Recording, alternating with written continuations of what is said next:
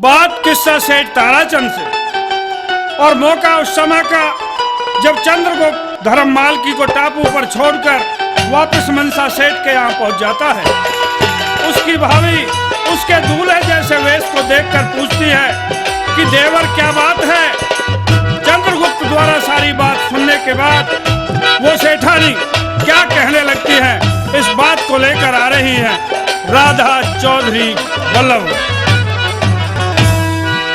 नादान जुलम करते ने होते ने,